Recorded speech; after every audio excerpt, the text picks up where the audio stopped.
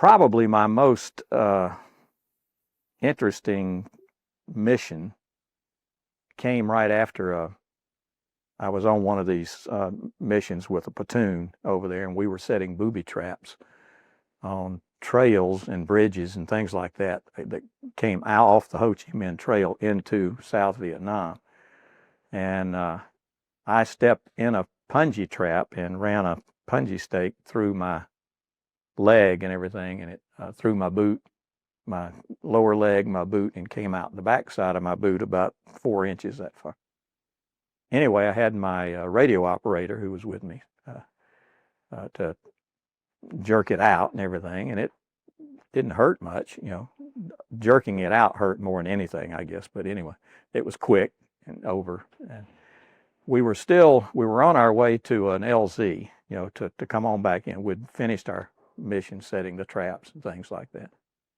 These were toe poppers, we called them.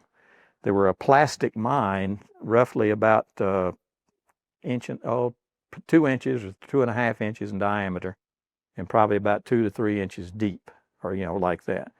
And we would dig holes, you know, on the trails and everything, and plant these in the holes, cover it, you know, then you could twist it like that, and that armed it, and cover it up with dirt, and they would step off the bridge or something, and it would blow off a foot. Yeah. Well, it didn't kill anybody, but it took 3 people to take care of that one person. So you take 4 people out of action by having one man step on a booby trap. They were doing the same thing in South Vietnam to us, you know. The whole time we were there, we took more casualties from booby traps than we ever took from gunship, whatever. But anyway, we were training, my team sergeant and I, Sherman was my team sergeant, and I were training our troops in airborne, you know, giving them jump training and everything. In case we had a team we couldn't get to quickly enough, we could go in and just jump in and reinforce them. But while I was jump mastering the jump and everything, we had H-34 helicopters, and had about 50 chutes that they sent us up from Pleiku. And this was the day after I stepped in the Punji trap. I was able to walk 2 kilometers, get on the helicopter and with the team and everything, and fly back to Kontum. And the next day we were scheduled to do parachute jumps there, just south of our area where we were staying. And after the parachute jumps and everything, I noticed blue streaks and everything running up my leg. I had blood poison from the Punji stake wound and everything. So I went down to Pleiku. I had a good buddy who was stationed down at Pleiku, and his name was Chuck Davis. And he took care of me. He was a medical service corps officer. He ran a medical aid station down there. And he took care of me for a week, and all the blue streaks disappeared. I'd soak it twice a day, and he'd give me a penicillin shot every morning, every night, or whatever. And anyway, all the signs and everything went away, but they didn't want me to go back in the field again for at least another week, you know.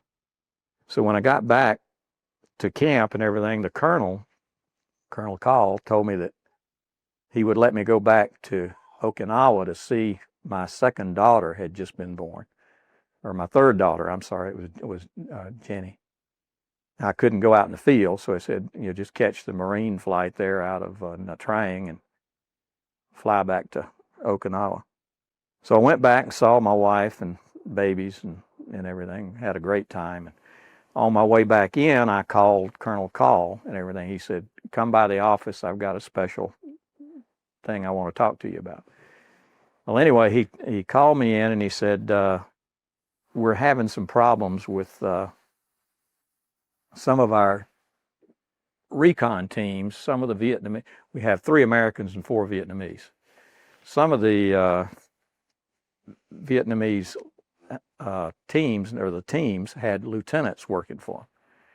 And by then they had figured who the officers and who the enlisted men were just by the way they act, you know, and the way people We didn't salute each other, do anything like that, but it was easy to tell who was an officer and who was an enlisted man.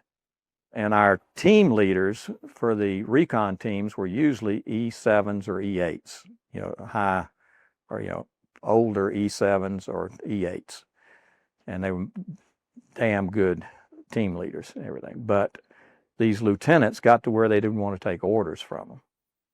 So they wanted to try putting an officer in as a team leader, and I was the first officer to do that and everything.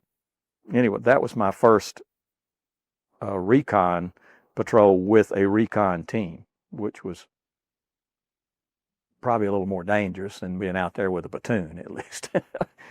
Anyway, I was quite nervous about it because I only had another week left in country. I was supposed to be rotated back to Okinawa, but went out and did our recons, picked our LZs and alternate LZs, emergency LZs, and all this kind of stuff. You know, checked out our route and everything to the objective area, and you know, flew over, you know, high enough and everything, but where we could kind of get an idea of what was there, what to expect. These recon teams always went in after sunset, but before dark. You know, in that little time period there. That's when we'd always go into our LZs.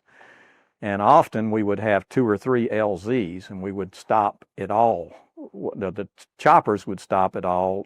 We would just get off. We would pre-plan which one we'd get off. We picked the second one on this particular case. We didn't have any contact on the LZ. Everything was quiet. And then we would move into the up the ridge line and everything into about 200 or 300 meters away from where we were, and stay there all night and listen, you know, for anybody moving through the jungle or signals like beating on bamboo poles that would carry for 1,000 meters sometimes in a a valley or something like that, you know.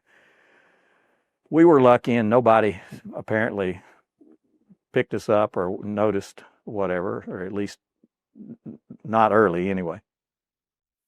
Our objective was to go to this one area, the primary objective area, and it was supposed to be a ammo dump, POL dump, and also food supply, you know. So the next morning, after we stayed all night and everything, the FAC came in and made contact. We weren't able to move without contact with the FAC, forward air control, because we were in big trouble if we got picked up. So the first day we observed there was a village. We went up over the ridge line, and there was a village down on the other side of the ridge line that looked deserted, and it appeared to be deserted, but they didn't know for sure if it was, so they wanted to find out. They felt like that was probably a way station. Anyway, we observed that village for like 8 hours that day and never saw anything at all going on. So we knew it had been moved or relocated. And our objective area was about another click south of there where we were. So we spent the night in that vicinity, and then the next day moved out toward the main objective area. And when we moved down into the objective, it was a huge food storage area. I mean, it had a rice cache is probably as big as this room. I mean, you know, and full, I mean, of rice. So a few thousand pounds of rice, you know. I told 4 of the team members, you know, one of my NCOs and 3 of the Vietnamese or whatever, and to stay there. And I took 2 with me and went on around the bend of the valley and everything there to see if we could find the POL and ammo dump. When we got about just around the curve, all of a sudden I heard, well, it was our our Swedish Ks. All 4 of the Swedish Ks were firing automatic, you know, over there. There were 4 North Vietnamese troops who just walked right in on them, you know, and So anyway, we took off running back to where they were and everything. When we got back there, they were just killing the fourth one, who had just ran out across the valley in a rice paddy and everything, and killed that fourth one down there. Well, when you're a recon team, 20 miles inside another country like that, your mission has been compromised, when you get into a firefight like that.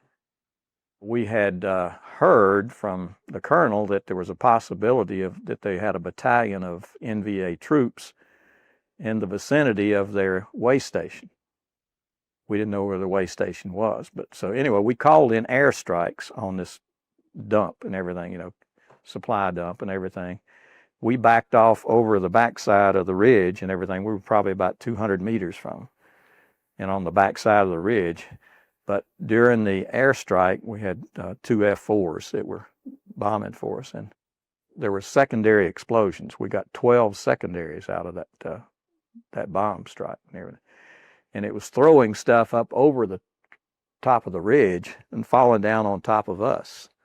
So we took off running on the opposite side of the ridge. We ran about 200, 300 meters and ran right into the way station. And it was a new way station, all new buildings, all new everything. But we didn't see any people there.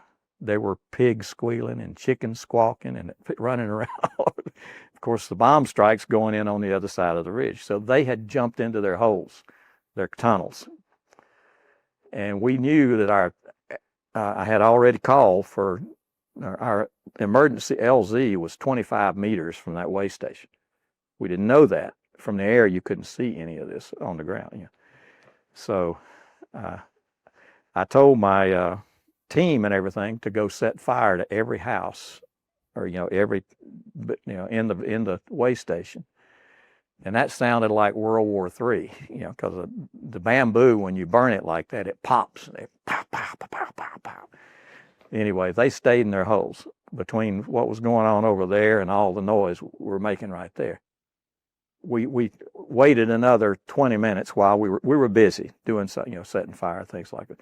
Well, the choppers showed up. We jumped on the choppers, and the forward air controller said, "I got 2 more F-4s. You want to finish this thing off down here?" And I said, "Well, sure."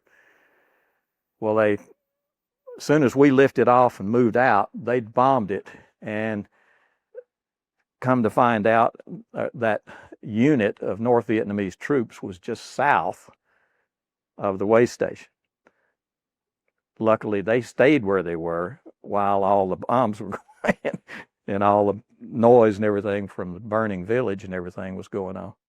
So we didn't have to, we weren't in confrontation, directly with the North Vietnamese troops there. Anyway, I made it back to Kontum, and the colonel told me to come on into Da Nang for my debriefing, and said, "Bring all your gear. You're supposed to be leaving tomorrow to go back to Okinawa anyway, so just bring all your gear with me, and after we finish with the debriefing, you can go back and catch that same flight to Okinawa, and have your wife pick you up at the airport." So anyway, I made it through the debriefing, and he told me, by the way, that there was a battalion of North Vietnamese troops. I said, "Well, why didn't you tell me before I went out before we left?" I said, "We could have walked right in on those people." And he said, "Well, you're a recon team. You're supposed to pick up that kind of stuff." Well, I was teed off at him. I was upset, because with me and 6 other men, on the ground, 20 miles inside the country, not far from the Ho Chi Minh Trail. Anyway, I had a hard time forgiving him for not giving me that information they had before we went out there. But it all turned out good. But I got back to Okinawa that night, or that late that afternoon, and called Judy, and she came to the airport and says, "What happened to you?" Now, I was 26 years old, during this period, at this time. And I said, I don't have any holes in me this time. I'm fine. She said, you're gray-headed. So I guess I got a little nervous at some point in time during all this. But